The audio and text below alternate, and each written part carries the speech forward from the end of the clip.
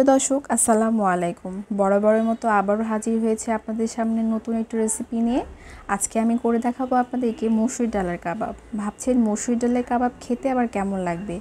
একটু বাড়িয়ে বলছি না, এই কাবাবটি খেতে মাংসের কাবাবের থেকে কোনো অংশে কম না। একবার হলেও বাসায় ট্রাই করবেন। তো শুরু থেকে শেষ পর্যন্ত ভিডিওটা দেখতে থাকুন। আশা করছি আপনারা সকলেই উপকৃত হবেন। আর রেসিপিটি ভালো লাগে অবশ্যই লাইক করবেন, বেশি বেশি করে শেয়ার করবেন, কমেন্ট করবেন। আর আমাদের চ্যানেলটি সাবস্ক্রাইব করে আমাদের পাশে থাকবেন। প্রথমে আমি এখানে মসুর ডাল নিয়েছি। মসুর ডাল আমি এখানে 2 কাপ মসুর ডাল নিয়েছি, আর আগেই সেদ্ধ করে নিয়েছি। এখন আমি এর ভেতরে ধনেপাতা, পেঁয়াজ কুচি, রসুন কুচি এবং কাঁচামরিচ আমি এখানে দিয়ে দিলাম। সেই সাথে এখানে আমি দিয়ে দিব এখানে কাবাবের মশলা।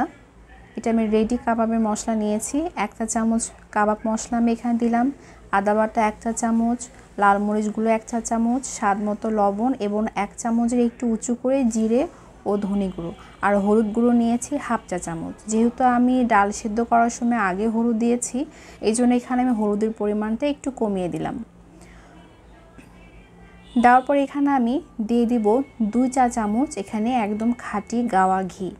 এখানে অবশ্যই চেষ্টা করবেন যে একদম খাঁটি গাওয়া ঘি অ্যাড করার, এতে কি হয় টেস্টটা আরও দ্বিগুণ বেড়ে যায়। আর সেই সাথে এখানে আমি অ্যাড করে দিলাম 1 চা চামচের একটু বেশি এখানে টমেটো সস, এবং দিয়ে দিলাম আমার বাসায় করা ব্রেড ক্রাম্বস। একদম ফ্রেশ ব্রেড ক্রাম্বস নিয়েছি। আপনার ইচ্ছা করে যে কোনো সুপার শপ থেকে আপনারা রেডিমেড ব্রেড ক্রাম্ব কিনে নিতে পারেন। তো নেওয়ার পর এটা খুব ভালোভাবে মিক্সড করতে হবে। আর ব্রেড ক্রাম্বের পরিমাণ যত বেশি দিবেন তত কিন্তু এটা একদম ফুলে ডাবল হয়ে যাবে। মিক্সড করা হয়ে গেছে। আমি এখন এখানে একটি ডিম দিয়ে দিব। এই ডালের কাবাবটা কিন্তু খেতে কিন্তু অসাধারণ লাগে। এটা পোলাও বা ভাত বলেন, বা বিকালে বাচ্চাদের স্ন্যাক্স হিসেবেও আপনারা এটা প্রেজেন্ট করতে পারেন। আর গেস্ট আসলে যদি এই কাবাবটা যদি করে দেন তাহলে কেউ বুঝতেই পারবে না যে এটা মসুর ডালের কাবাব। আর এই কাবাবটা করা খুবই সহজ, কোনো ঝামেলা নাই, একদম খুব ঝটপট আপনারা করতে পারেন। আর মাংসের কাবাবের কথা মনে হলো তো আমার ভয় লাগে যে এত ঝামেলা, তো আমি বছরে 2-1 বারই তৈরি করি।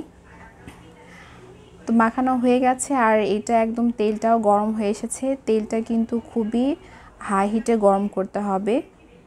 আর যদি তেলটা যদি হালকা গরম হয়ে থাকে তাহলে কিন্তু তেলের সাথে মিশে যাবে। তো তেলটা খুব ভালো মতো গরম করে নিয়ে আমি কাবাবের শেপ করে পুরো কাবাবটাই ভেজে নেব।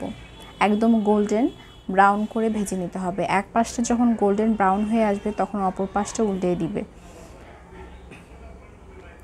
এটা কিন্তু এক পাশ গোল্ডেন ব্রাউন না হওয়ার আগে যে উল্টে দেওয়া হয় তাহলে কিন্তু এটা নষ্ট হয়ে যাবে, ছড়িয়ে যাবে। একদম এরকম একটা গোল্ডেন ব্রাউন করে ভেজে নিতে হবে সবগুলো কাবাব।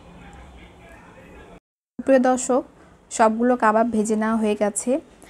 একবার বলুন যে মাংসের কাবাবের থেকে কোন অংশে কম লাগছে বলুন। আর এই কাবাবটা খেতে এতটা যে টেস্ট সেটা আসলে বলে বোঝানো যাবে না। আপনারা যখন বাসায় তৈরি করবেন তখনই বুঝতে পারবেন। তো আজকে এখানেই শেষ করছি, দেখা হবে নেক্সট ভিডিওতে।